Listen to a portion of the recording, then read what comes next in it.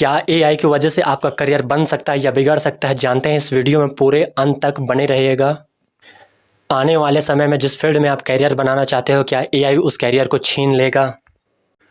बहुत सारे लोगों का सवाल है कि आने वाले समय में एआई से क्या होना है और क्या नहीं। तो जानते हैं इंटेलिजेंस और रोबोटिक एआई मशीन ले रही है, लेकिन कड़वा सच यह भी है कि लोगों को इस बदलते भविष्य की कोई जानकारी लेने का शौक नहीं है। जहां दुनिया के बड़े बड़े बिजनेसमैन जिसमें एलन मस्क तक भी शामिल हैं, वह भी बोलते हैं कि बता दिया जाए कि ये वीडियो आपकी जानकारी के लिए केवल बनाया गया है ताकि आपको एआई के बारे में पूरी तरीके से जानकारी हो सके। भारत की 85% आबादी को तो इसकी भनक तक नहीं है, खासकर छोटे गांव, छोटे शहर और कस्बे जो अभी भी 90 के दशक की सोच के साथ पढ़ाई कर रहे हैं और आगे बढ़ने का प्रयास कर रहे हैं। उनकी सिर्फ एक ख्वाहिश है कि एक बार सरकारी नौकरी लग जाए। बस आपकी जानकारी के लिए बता दूं कि सरकार भी खुद एआई टूल्स का इस्तेमाल करना शुरू कर रही है, बहुत तेजी के साथ मैन पावर का खर्चा बचा रही है और सारी चीजों को ऑनलाइन करना शुरू कर रही है। राशन कार्ड तक उन्होंने ऑनलाइन कर दिए। आर्टिफिशियल इंटेलिजेंस यानी आपके बेहतर भविष्य का सुनहरा मौका और आपके भविष्य का विनाशक भी साबित हो सकता है। क्या यह बात सच है? नमस्कार, मैं राजेंद्र सिंह रावत। आज हम चर्चा करेंगे एआई के बारे में। क्या है हमारे लिए खतरा है या फिर हमारे लिए मौका है? सबसे बड़ा सवाल, एआई है क्या? एआई का मतलब है आर्टिफिशियल इंटेलिजेंस, जो इंसानों द्वारा बनाया गया एक एडवांस और कंप्यूटर के प्रोग्राम के द्वारा इंसानों की तरह काम कर सकने, सोचने और समझने वाला सिस्टम है। जो कोडिंग प्रोग्राम यानी उसको तैयार करने वाले लैंग्वेज को कोडिंग कहा जाता है, के द्वारा डिजाइन रोबोटिक और सॉफ्टवेयर प्रोग्राम जैसे smartphone, digital watch, robot, TV, mobile phone, application जिसको इंसानों द्वारा बनाया गया है और जो इंसानों के द्वारा कंट्रोल किए जाते हैं वो और हमारे रोज की जिंदगी को आसान बनाते हैं। यानी हर वह चीज जिसमें सॉफ्टवेयर, कोडिंग, इंटरनेट का इस्तेमाल होता है, जो बनाई गई है इंसानों के द्वारा, उसको आर्टिफिशियल इंटेलिजेंस कहा जाता है, जिसको हिंदी में कृत्रिम बौद्धिक क्षमता भी कहा जाता है। इंसान अब और इस आर्टिफिशियल इंटेलिजेंस को इंसानों से बेहतर सोचने, समझने, परखने और निर्णय लेने वाला बनाने में लगा हुआ है, जिसका बेहतर एग्जांपल हाल ही में लॉन्च की गई एक टेक्नोलॉजी जिसका नाम है चैट जीपीटी। आर्टिफिशियल इंटेलिजेंस के टूल्स ऐसे बहुत सारे सामने आए हैं, जो आर्टिफिशियल इंटेलिजेंस टूल्स एक सेकंड में उस चीज को कर देते हैं जिसमें एक इंसान को कई घंटे, कई महीने या फिर कई दिन भी लग सकते हैं, कई साल भी लग सकते हैं, लेकिन वह चुटकियों में कर देता है, जिसकी वजह से लोगों के अंदर इन एआई टूल से डरने का बहुत बड़ा एक बाउंडर सा आ गया है, क्योंकि यह अब वह काम करने लगे हैं, उस काम में एक्सपर्ट हो गए हैं जिसके लिए इंसान सालों तक तैयारी करता है, पढ़ाई करता है, लेकिन एआई टूल्स उन काम को चंद सेकंडों में करने का दम रखते हैं। यह एक संकेत है कि आने वाला समय मशीनों का होने वाला है, यहां तक कि न्यूज एंकर को भी रिप्लेस करने की ताकत रखता है। हाल ही में आज तक न्यूज चैनल ने अपने एआई एंकर सना को भी लोगों से इंट्रोड्यूस करवाया, जो लोगों को अब न्यूज बताती है। आप चाहे तो एक बार जाके आप न्यूज चैनल आज तक में जाके इसके बारे में चेक कर सकते हैं। एआई टूल्स का उनका अलग से बड़ा चैनल है। अब बात यह आती है कि एआई टूल्स क्या क्या कर सकता है। डॉक्टर जेफरी हिंटन को एआई का जनक माना जाता है। गूगल से जुड़े होने के बावजूद उन्होंने अपनी नौकरी से रिजाइन करके कहा, मुझे ग्लानि महसूस हो रही है कि मैं इस रिसर्च से जुड़ा रहा, क्योंकि आर्टिफिशियल इंटेलिजेंस अब दुनिया में नेगेटिव खबर को बहुत तेजी से फैलाने का काम करेगा और बहुत सारी जगहों में लोगों की जॉब को भी खाएगा, क्योंकि ये आर्टिफिशियल इंटेलिजेंस इंसानों से ही सीखकर उन पर भारी पड़ रहे हैं और जितनी तेजी से एआई पर काम किया जा रहा है या और एडवांस होते जा रहे हैं, इनसे हमें सतर्क और चिंता करने की जरूरत है, क्योंकि वह हमसे तेज एडवांस होते जा रहे हैं। यही बात मशहूर बिजनेसमैन एलन मस्क ने भी अपने इंटरव्यू में कही थी। यह बात थोड़ा सा दिमाग पर लोड और दहशत डालने वाली है, क्योंकि जिस इंसान ने एआई को समझा, डिजाइन किया, खुद बनाया, इसके रूप से वो खुद डरे हुए हैं और लोगों के लिए खतरा बता रहे हैं। एआई टूल्स सारे कामों को करने में निपुण होते जा रहे हैं, जैसे graphic designing, script writing, music creation, animation, editing, website designing, coding, anchor, surgery AI robots हैं, मैन्युफैक्चरिंग में एआई रोबोट्स हैं, वेटर भी एआई रोबोट्स अब बनाए जा रहे हैं वेटरी करने के लिए भी, यानी कि होटल के अंदर वेटर की जॉब भी खत्म होने वाली है। सेल्फ ड्राइविंग एआई सॉफ्टवेयर जैसे जो कार चलाती हैं, सारे कामों को करने में निपुण होते जा रहे हैं और दिन प्रतिदिन बेहतर बनते जा रहे हैं, जिसकी वजह से इंसानों की जरूरत अब खत्म होती जा रही है। जिस पढ़ाई और काम को पूरा करने में और सीखने में लोगों को सालों का समय लग जाता था, वह एआई टूल्स और टेक्नोलॉजी के माध्यम से लोग ऐसी टेक्नोलॉजी को बना रहे हैं जो उनको रिप्लेस कर सकते हैं, जिनसे इंसानों की जरूरत खत्म होती दिख रही है। हर कंपनी के अंदर, हर इंडस्ट्री के अंदर कंपनी अपने एम्प्लॉयज को निकाल रही है क्योंकि उनसे बेहतर artificial intelligence tool, robotic machine काम करने लगी हैं, जिनसे उनके काफी पैसे बच रहे हैं और समय भी। तो बेरोजगारी अब और बढ़ने वाली है। आर्टिफिशियल इंटेलिजेंस टूल्स बेहतर बनकर लोगों की नौकरी खा रहे हैं और खाते जाएंगे। अभी तो आर्टिफिशियल इंटेलिजेंस का जन्म हुआ है, अभी तो एआई ने सीखना शुरू किया, अभी तो यह एक छोटा सा बच्चा है एआई, और इंसानों की लैंग्वेज सीखकर फीलिंग्स और इमोशन को जान रहा है। जिस दिन यह बड़ा हो गया उस दिन की कल्पना डराने के लिए काफी है। आर्टिफिशियल इंटेलिजेंस बहुत टाइम से हम यूज तो कर ही रहे थे, लेकिन आर्टिफिशियल इंटेलिजेंस जो अब होना स्टार्ट हो गया है, बनना स्टार्ट कर दिया है आर्टिफिशियल इंटेलिजेंस ने, वह हमारी इंफॉर्मेशन से खुद सीख रहा है। इसलिए आर्टिफिशियल इंटेलिजेंस को बनाने वाले खुद डर रहे हैं। चैट जीपीटी एक बेहतर एग्जांपल है एक एडवांस आर्टिफिशियल इंटेलिजेंस का। अब आपके मन में एक सवाल और होगा कि सर एआई का भविष्य कैसा होगा? इसके बारे में कोई कुछ नहीं कह सकता, क्योंकि किसी ने भी भविष्य को अच्छा या बुरा होते हुए नहीं देखा है। बस हम कल्पना कर सकते हैं, लेकिन आर्टिफिशियल इंटेलिजेंस जॉब को छीनेगा भी और नई जॉब और नए बिजनेसेस को क्रिएट भी करेगा। लेकिन हम भविष्य को देख सकते हैं कि किस तरफ जा रहा है। यह जा रहा है artificial intelligence app, software, robotic machine, internet की तरफ, जहां होगा एडवांस आर्टिफिशियल इंटेलिजेंस रोबोट और सॉफ्टवेयर का राज। किसी की भी बातों में एकदम से ना आए कि यह जो कह रहे हैं वो होगा। देखो, भविष्य में आर्टिफिशियल इंटेलिजेंस से खतरा ही होगा या यह सब अच्छा ही होगा, इसके बारे में कोई कुछ नहीं कह सकता। जब कंप्यूटर आए थे तो लोगों ने इसका विरोध किया था, जब मोबाइल फोन आए थे तब भी लोगों ने इसका विरोध किया था, लेकिन इन सब चीजों ने नौकरी को जन्म दिया, नए बिजनेस को बनाया और इंसानों को काफी मदद भी की। तो हमें समय के साथ बदलना शुरू करना चाहिए, ना कि समय के बारे में सोचकर किसी की बात माननी चाहिए। जिस तरफ दुनिया का नया रुख बदल रहा है, हमें भी उसी तरफ जाना चाहिए। सारी बातें सुनने के बाद, समझने के बाद, फायदे नुकसान जानने के बाद, अब आपके मन में सवाल आ रहा होगा, अब हमें क्या करना चाहिए? अभी से हमें आर्टिफिशियल इंटेलिजेंस से डरना नहीं चाहिए, क्योंकि यह अभी अपनी चरम सीमा पर नहीं पहुंचा है। मैंने क्या कहा था, यह अभी बच्चा है, इसका जन्म अभी बस हुआ ही है, तो हमारे पास भरपूर समय है। लेकिन अगर हमने समय रहते एआई को सीखना, इस्तेमाल करना शुरू नहीं किया, तो वह दिन दूर नहीं है जब बेरोजगारी हम सब पर हावी हो जाएगी। भारत में कस्बे, छोटे शहर और गांव को इंटरनेट को एंटरटेनमेंट के लिए इस्तेमाल करने के लिए यूज किया जाता है, लेकिन सीखने और पैसे कमाने के लिए नहीं। अगर आप बस अभी आर्टिफिशियल इंटेलिजेंस को समझ रहे हैं तो बहुत अच्छी बात है, लेकिन गवर्नमेंट जॉब की तैयारी करने वालों, सेफ नौकरी ढूंढने वालों, सुन लो, सबसे ज्यादा खतरा तुम्हारे ऊपर है, क्योंकि रिपीट जॉब करने वाली जॉब को सबसे पहले एआई खत्म करेगा। और सरकार खुद एआई टूल्स को इस्तेमाल कर रही है ताकि कम से कम एरर लेस हम अपने काम को बेहतर बना सकें। लेकिन भारत में एआई को लेकर केवल बड़े शहरों के लोग ही सीखने में समय लगाना शुरू कर रहे हैं। गांव, छोटे कस्बों में आज भी इंटरनेट को फ्रॉड समझा जाता है। अभी भी समय है, आर्टिफिशियल इंटेलिजेंस को यूज करना शुरू करना स्टार्ट करना चाहिए। इंटरनेट की दुनिया में आपने अपने गांव या शहर या कहीं से भी सीखने का प्रयास करना चाहिए। आर्टिफिशियल इंटेलिजेंस को सीख सकते हो, इसके अलग अलग कोर्सेज जो आपको कम प्राइस के अंदर मिल जाएंगे, आपको उनसे सीखना चाहिए जिनसे आपको फायदा होगा। आपको सारे टूल्स की लिस्ट आपको इस्तेमाल करना आ जाएगा और साथ ही साथ आपका समय भी बचेगा, क्योंकि आप कम पैसे के अंदर कई दिन अपने बचा सकते हो, क्योंकि आपको दूसरों के ज्ञान का सहारा मिल जाएगा और आपको आसानी होगी। असली बुद्धिमान इंसान वही है जो दूसरों के एक्सपीरियंस से पहले सीख लेता है। अगर आप खुद सीखने के लिए निकलेंगे तो आपको बहुत समय लगेगा, लेकिन अगर आप फ्री वाले हो तो आप इसकी फ्री में वीडियोस भी देख सकते हो। इस वीडियो को आप अपने सोसाइटी, स्कूल के हर ग्रुप के अंदर अभी इसी वक्त सेंड कर दीजिए, बाकी सारे लोगों को भी आर्टिफिशियल इंटेलिजेंस की जानकारी मिल सके और ताकि वह भी अपने भविष्य को बदलने की तैयारी कर सके। साथ ही अपने पढ़ाई को आप इंटरनेट से जोड़ दीजिए, जिससे आपको भविष्य में बहुत मदद मिलेगी, क्योंकि बिना इंटरनेट की पढ़ाई के आप कभी भी लोगों से आगे नहीं निकल सकते। लोगों से आगे निकलने के लिए आपको बदलती दुनिया का ज्ञान होना चाहिए, और वह बदलती दुनिया है इंटरनेट, आर्टिफिशियल इंटेलिजेंस की दुनिया। अगर आप एक रोबोट से बोल रहे हैं कि अब आप बंद हो जाओ, अब काम मैं करूंगा, और आप रोबोट अगर मना कर दे तो आपके दिमाग में क्या चलेगा?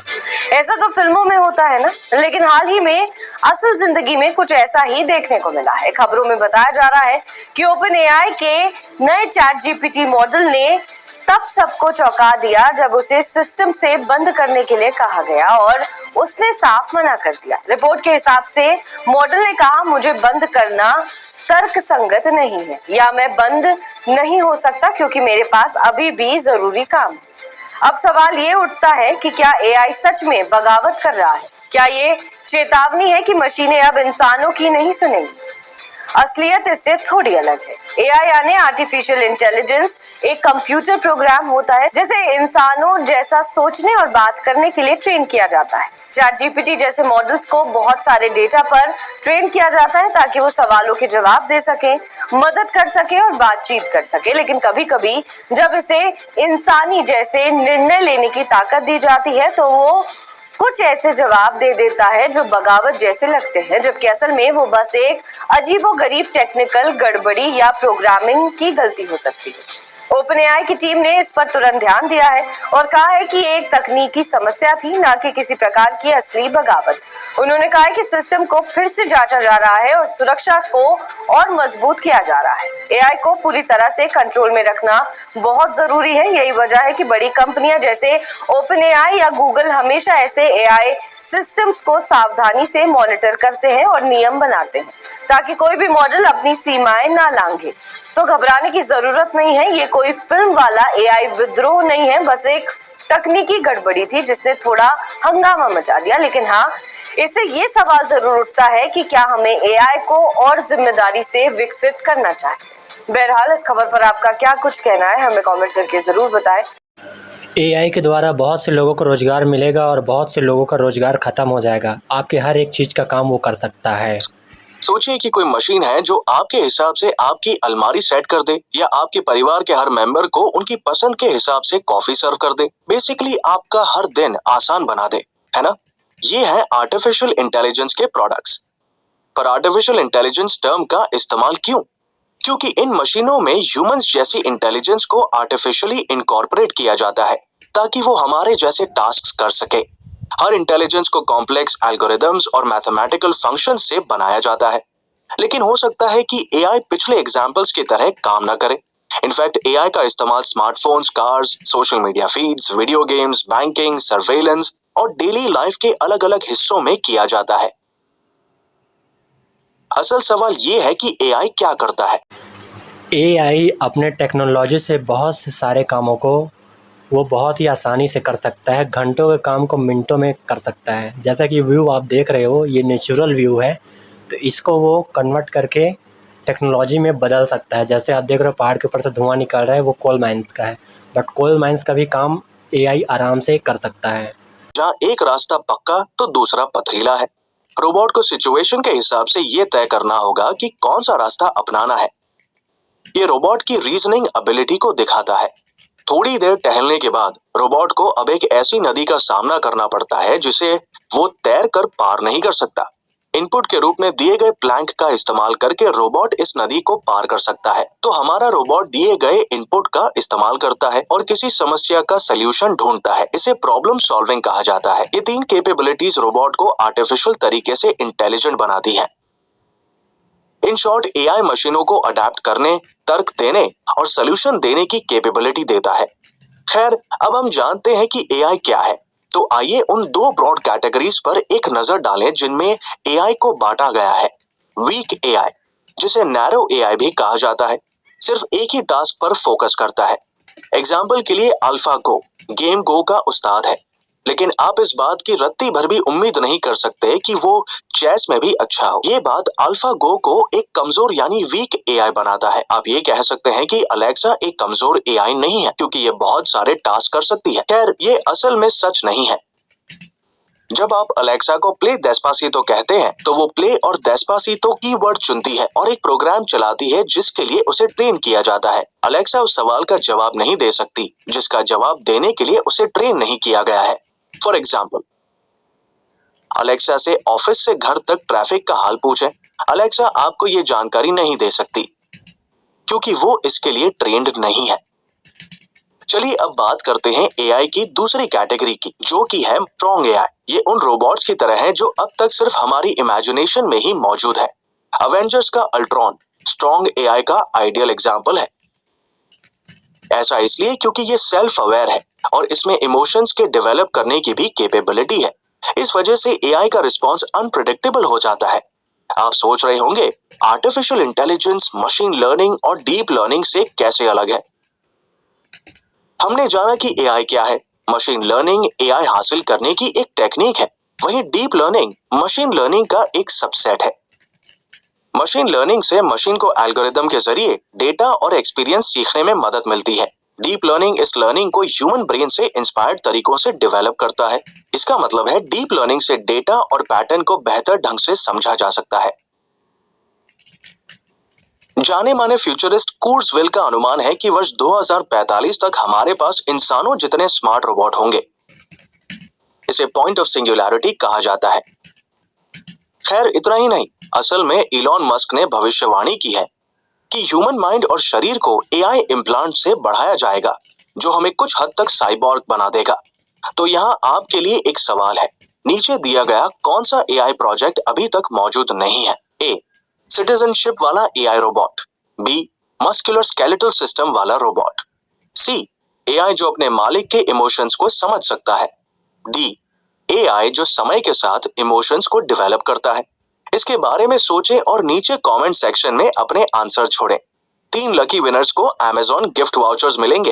ह्यूमन ब्रेन अभी भी एक रहस्य है, इसलिए इसमें कोई ताज्जुब की बात नहीं है कि एआई के पास भी बहुत सारे अनवेंचर्ड डोमेन हैं। अभी के लिए एआई इंसानों के साथ काम करने और हमारे टास्क को आसान बनाने के लिए बनाया गया है। हालांकि टेक्नोलॉजी के बढ़ने के साथ हम सिर्फ इंतजार कर सकते हैं और देख सकते हैं कि आने वाले समय में एआई हमारे लिए क्या मायने रखता है। और बहुत सारे लोगों से मिलने के बाद पता चला कि आने वाले भविष्य जो है एआई का चलने वाला है। लोगों को अपने अपने हिसाब से लोगों ने बताया और आगे जानते हैं कि किस हिसाब से लोग इसका उपयोग करने वाले हैं। के पास में है और अक्सर हर कोई आज की डेट में एआई की बात करता है। नमस्कार दोस्तों, मैं सुरेंद्र गोसाई आपका स्वागत करता हूं आपके अपने यूट्यूब चैनल डॉक्टर इंस्टीट्यूट्स में। और अगर आप अपना करियर एआई सेक्टर्स में बनाना चाहते हो और कोई आपसे कहता है कि आप आर्टिफिशियल इंटेलिजेंस का कोर्स कर लो, बहुत अच्छा करियर है, बहुत अच्छा रहेगा, अच्छी जॉब मिलेगी, ये हो जाएगा, वो हो जाएगा, ऐसी बातों को सुनने से पहले एक बार अपने एजुकेशन लेवल को भी चेकआउट कर ले। क्या आपको एआई का कोर्स करना चाहिए? ये कोर्स सभी लोगों के लिए नहीं है। जी हाँ, ये कोर्स सभी स्टूडेंट्स और हर किसी स्ट्रीम के स्टूडेंट्स के लिए नहीं है। इस बात का जरूर ध्यान रखें। वीडियो में आगे हम बढ़ते हैं पूरा, और पूरी वीडियो को देखो, जानो कि किन लोगों को आर्टिफिशियल इंटेलिजेंस का कोर्स करना चाहिए और किन लोगों को नहीं करना चाहिए। तो जो लोग इसके लिए नहीं बने हैं वो फालतू में इसमें जाके अपना पैसा समय बर्बाद ना करें, क्योंकि उस टाइप की अगर आपकी एजुकेशन नहीं है तो आपको इस कोर्स का कोई बेनिफिट नहीं मिलेगा। आप कोर्स तो कर लोगे लेकिन आगे आपको जॉब मिलने में बहुत ज्यादा डिफिकल्टी होगी और फिर आपको रियलाइज होगा कि मैंने गलत डिसीजन ले लिया था। तो इसी के ऊपर ये वीडियो है, वीडियो को पूरा देखो और जानो कि किन लोगों को आर्टिफिशियल इंटेलिजेंस का कोर्स करना चाहिए।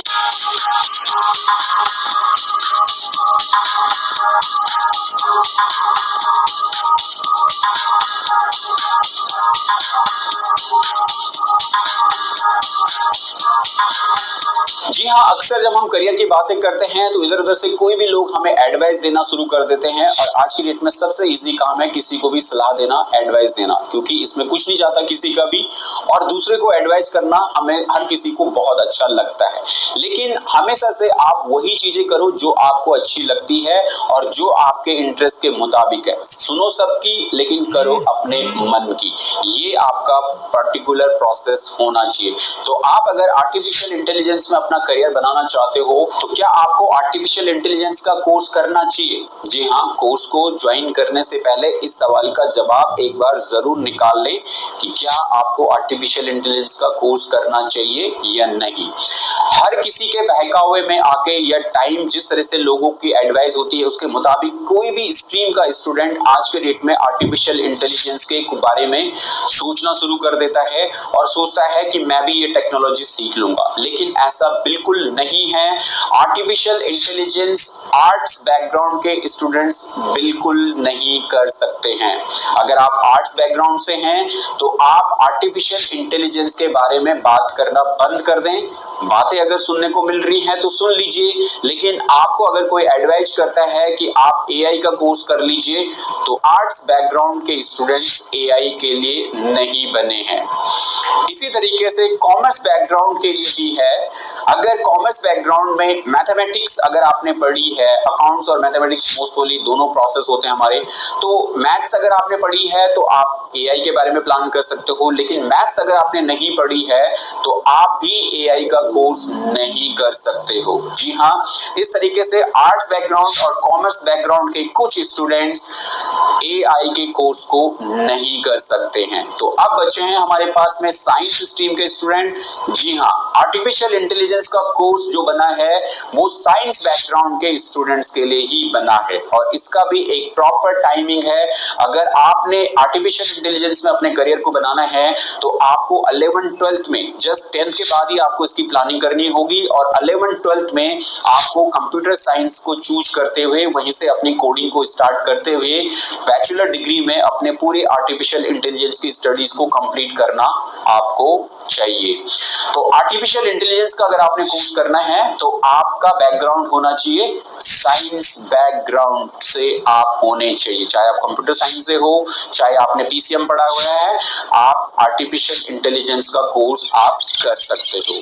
तो इस तरीके से किसी के भी बहकावे में बिल्कुल ना आए। कोई भी आपको बोलता है कि आर्टिफिशियल इंटेलिजेंस एक बहुत अच्छी टेक्नोलॉजी है, आप इसमें अपना करियर बना दो, ये पर्टिकुलर कोर्स है, ये कर लो, ये कर लो, लेकिन उन सब की बातों को जानने से और सुनने से पहले आप ये पता कर ले कि क्या आपके लिए वो कोर्स सूटेबल है या नहीं। तो आर्ट्स और कॉमर्स बैकग्राउंड के स्टूडेंट्स के लिए आर्टिफिशियल इंटेलिजेंस से बचना चाहिए। इन आप लोगों के लिए ये कोर्स ठीक नहीं है। सिर्फ आर्टिफिशियल इंटेलिजेंस का कोर्स जो है वो साइंस बैकग्राउंड के स्टूडेंट्स के लिए ही ज्यादा बेहतर होगा और वही लोग इसकी कोडिंग को अच्छे से समझ सकते हैं और उसे कर सकते हैं। क्योंकि आप अगर कितने ही अच्छे क्यों ना हो और आपका कितना ही अच्छा इंटरेस्ट क्यों ना हो कि मैं तो सीख लूंगा, ठीक है, आप सीख लेंगे। हो सकता है आप आर्ट्स बैकग्राउंड से हो, कॉमर्स बैकग्राउंड से हो और आपका इंटरेस्ट इतना अच्छा है कि आपने एआई की कोडिंग को किसी तरह से भी सीख लिया, लेकिन आगे क्या होगा? सिर्फ सीखने, आप सीखते हो काहे के लिए सीख रहे हो कि आगे आपको करियर अच्छा मिले, अच्छी जॉब मिले, तो वहां आपके पास में प्रॉब्लम आएगी। जब आप किसी भी कंपनीज में आप जॉब के लिए अप्लाई करोगे तो आपके पास साइंस बैकग्राउंड ना होने से, आर्ट्स बैकग्राउंड और कॉमर्स बैकग्राउंड होने की वजह से आपको वहां पे एंट्री नहीं मिलेगी। और जब आपको एंट्री नहीं मिलेगी, अच्छी कंपनीज में आपको जॉब्स नहीं मिलेगी, तो फिर आपका उस करियर को चुनने का बेनिफिट क्या हुआ? तो ऐसे करियर को चुन के कोई फायदा नहीं जहां पे आपको अच्छी अपॉर्चुनिटीज ना मिले। तो इस पर्टिकुलर वीडियोस में आपके लिए एक इंफॉर्मेशन थी कि एआई का कोर्स आपको करना है तो आपके पास साइंस स्ट्रीम का होना जरूरी है। तो आइए जानते हैं अगले व्यक्ति से एआई के बारे में कि ये एआई के बारे में क्या बताते हैं, क्या जानकारी है। गाइस, आज के टाइम पर जहां चारों तरफ एआई की बात हो रही, एक और टर्म है जिसको बहुत सारे लोग डिस्कस कर रहे हैं, that is basically generative AI. आज के इस वीडियो में हम लोग इसी चीज को समझने की कोशिश करेंगे कि आखिर जेनरेटिव एआई क्या है और आज के टाइम में जो हम लोग चैट जीपीटी या गूगल बार्ड की बात करते हैं, किस तरीके से ये जेनरेटिव एआई की मदद से जो है वो काम करते हैं, राइट। सो सबसे पहले हम लोग ये समझने की कोशिश करेंगे कि एआई क्या है और फिर समझने की कोशिश करेंगे कि जेनरेटिव एआई क्या है। अगर मैं बात करूं आर्टिफिशियल इंटेलिजेंस की, कि आर्टिफिशियल इंटेलिजेंस क्या होता है, देखिए जब कभी भी आप ना सिस्टम्स को या मशीन्स को इंटेलिजेंट बनाना चाहते हैं, उनमें इंटेलिजेंस डेवलप करना चाहते हैं, that is basically artificial intelligence. अब ये होता कैसे है? ये होता है मशीन लर्निंग से या फिर डीप लर्निंग से। तो अगर मैं आपको इसका एक टाइप से एक्सप्लेनेटरी मॉडल बनाना चाहूं तो सबसे पहले हमारे पास आता है एआई, ठीक है, उसके बाद हमारे पास आती है मशीन लर्निंग और मशीन लर्निंग के अंदर जो होती है वो होती है हमारी डीप लर्निंग और मशीन लर्निंग और डीप लर्निंग को यूज करता है जेनरेटिव एआई। तो आज के टाइम में जब हम जेनरेटिव एआई की बात कर रहे हैं तो वो बेसिकली मशीन लर्निंग मॉडल्स को और डीप लर्निंग मॉडल्स को यूज करके आपको जो आउटपुट्स है वो प्रोवाइड करता है, right. So artificial intelligence is done by machine learning and deep learning. Machine learning या फिर deep learning is basically training systems on past data.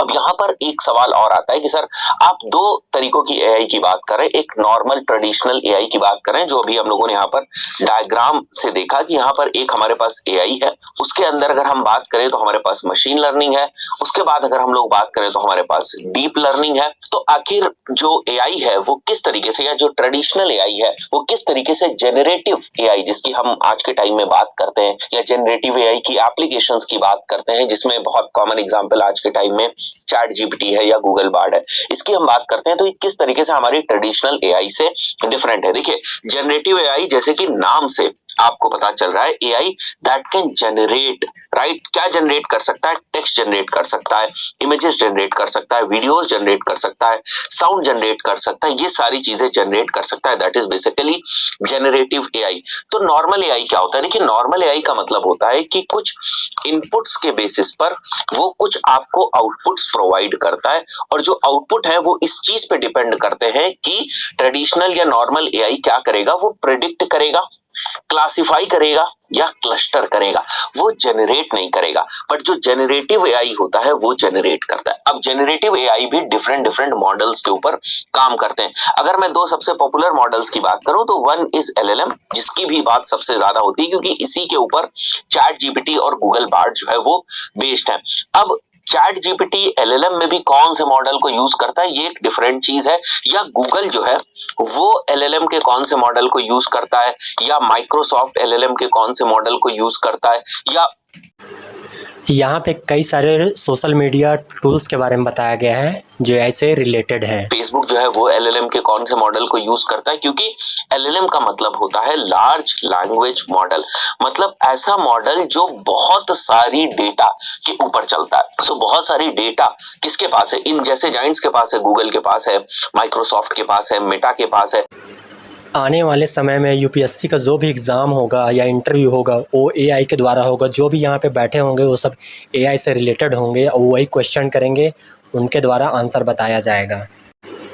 और इन सभी सेक्टरों में एआई से काम होगा, जैसे gaming, astronomy, health care, agriculture, transport, education, e commerce, entertainment, robotics, automatics, social media आदि तरीके से। ठीक है, लार्ज लैंग्वेज मॉडल थोड़ा और डिटेल में समझने की कोशिश करते हैं कि आखिर लार्ज लैंग्वेज मॉडल का मतलब क्या होता है। यहाँ पर देखिए आप, large language models are trained with immense amount of data. ये बात हमें समझ में आ गई क्योंकि एआई की जो फाउंडेशन है वो इसी के ऊपर बेस्ड है कि बहुत सारी डेटा होगी और उसके बेसिस पे मशीन्स को इंटेलिजेंट बनाया जाएगा, लर्न कराया जाएगा कुछ। So LLMs are trained with immense amount of data and uses self supervised learning. अब दो टर्म्स इसमें और आएंगे, that uses self supervised learning to predict the next token, right, in a sentence given the surrounding context. जो हम phrase वगैरह provide करते हैं that is basically given the surrounding context. तो अब इसका मतलब क्या है कि लार्ज लैंग्वेज मॉडल्स ट्रेन किए जाते हैं बहुत ही हैवी अमाउंट ऑफ डेटा के ऊपर। तो इतनी अमाउंट ऑफ डेटा किन लोगों के पास है? मैंने जैसे आपको बताया, गूगल के पास है, माइक्रोसॉफ्ट के पास है, मेटा के पास है, बहुत सारी डेटा है। तो इन्होंने अपने एलएलएम्स जो है वो डेवलप कर दिए। उन एलएलएम्स के अलग अलग नाम है, फिर उनकी टेक्निकलिटीज अलग है कि वो स्पेसिफिक एलएलएम किस तरीके से काम करते हैं, उनके जो एल्गोज हैं वो किस तरीके से काम करते हैं। हम उसमें उतनी डिटेल में नहीं जाएंगे, but LLMs are trained with immense amount of data and uses self supervised learning. अब सेल्फ सुपरवाइज्ड लर्निंग का मतलब होता है कि there are machine learning algorithms to analyze inputs to predict outputs. That is basically self supervised learning to predict the next token. Token का मतलब ये होता है sequence of characters in some particular document that are grouped together as a useful semantic unit for processing, right. So जैसे for example अगर मैं कोई statement लिखता हूं, let's say this is Umar, ये मैं स्टेटमेंट लिखता हूं तो this is called as a token. ये भी अगर आप देखोगे this is a token, this is a token, वही लिखा हुआ है। A token is a sequence of characters in some particular document that are grouped together as a useful semantic unit for processing। तो ये as a useful semantic meaningful unit for processing हो गया। सो I believe अभी आपको ये बात समझ में आ गई होगी कि जेनरेटिव एआई में और नॉर्मल एआई में जो हमारा ट्रेडिशनल एआई होता है उसमें क्या फर्क होता है। ये जनरेट नहीं कर सकता कोई नई चीज, ये based on some inputs predict कर सकता है, क्लासिफाई कर सकता है, क्लस्टर कर सकता है। बट जेनरेटिव एआई क्यों यूनिक है? क्योंकि ये नई चीजों को जनरेट कर सकता है बेस्ड ऑन जो प्रीवियस डेटा है जिसके बेसिस पे उसने लर्न किया है, उसी के बेसिस पे जनरेट करता है, but it can generate, right. So अगर मैं और स्पेसिफिक होना चाहूं, इसके एप्लीकेशन पार्ट को समझना चाहूं, तो जेनरेटिव एआई क्या कर सकता है? हर वो चीज जो चैट जीपीटी कर सकता है, हर वो चीज जो गूगल बार्ड कर सकता है, वो जेनरेटिव एआई का ही एग्जांपल है। जैसे कन्वर्सेशनल चैटबॉट, चैट जीपीटी, आपको लगता है आप किसी इंसान से बात कर रहे हैं, that is a very powerful use case of generative AI. Generative text for various purposes, blog के लिए आपको लिखना है, ईमेल के लिए आपको लिखना है, कोई टेक्स्ट जनरेट करना है, आपको आर्टिकल के लिए टेक्स्ट जनरेट करना है, कोई ब्रोशर के लिए टेक्स्ट जनरेट करना है, कोई ऐसे के लिए टेक्स्ट जनरेट करना है, किसी डॉक्यूमेंट के लिए टेक्स्ट जनरेट करना है, किसी एप्लीकेशन के लिए टेक्स्ट जो है वो जनरेट करना है। There can be n number of reasons, आपको इमेजेस वगैरह जनरेट करनी है, तो वो भी आपकी एक तरीके से जेनरेटिव एआई के ही एग्जांपल्स हैं। इसी तरीके से आपके ईमेल्स को एनालाइज करके उसकी समरी बना देना, इसी तरीके से किसी पैराग्राफ को एनालाइज करके उसकी समरी बना देना, इसी तरीके से किसी बुक को एनालाइज करके उसकी समरी बना देना, these all are the use cases of generative AI. और इसी तरीके से आपकी बहुत सारी डेटा को भी एनालाइज करके वो कुछ प्रेडिक्शंस जो है वो कर सकता है, कुछ फोरकास्टिंग जो है वो आपको दे सकता है। That is basically generative AI. आपके लिए कोड लिख सकता है इन डिफरेंट लैंग्वेजेस, जैसे अगर आपको पाइथन का कोड लिखवाना है वो लिख सकता है, आपको C++ का कोड लिखवाना है वो लिख सकता है। तो जो भी लैंग्वेज का आपको कोड लिखवाना है that generative AI can do. So I believe अभी आपको ये जो टर्म आज के टाइम में बहुत ज्यादा कॉइन हो रहा है, एआई की जहां बात होती है, टेक्निकली लोग इसकी ज्यादा बात करते हैं, बट अगेन ये टॉपिक जो है वो मशीन लर्निंग का, डीप लर्निंग का टॉपिक है, या फिर हम कहें डेटा साइंस का, अगर ब्रॉड सेंस में समझना चाहें तो डेटा साइंस का ये टॉपिक है जेनरेटिव एआई या एआई। बट क्योंकि इसकी चर्चा बहुत ज्यादा हो रही है और आप लोग एज अ डिजिटल मार्केटर बहुत सारी जगहों पर जेनरेटिव एआई ये सारी चीजें सीख रहे हैं, तो कुछ टर्मिनोलॉजीज, कुछ बेसिक फंडामेंटल्स आपको पता होना चाहिए। वीडियो अच्छा लगा हो तो चैनल को सब्सक्राइब करके कमेंट्स ज़रूर करिएगा और चैनल को लाइक ज़रूर करिएगा। इससे पता चलेगा कि वाकई में वीडियो बना कैसा था और आपको इससे क्या जानकारी मिली। तब तक के लिए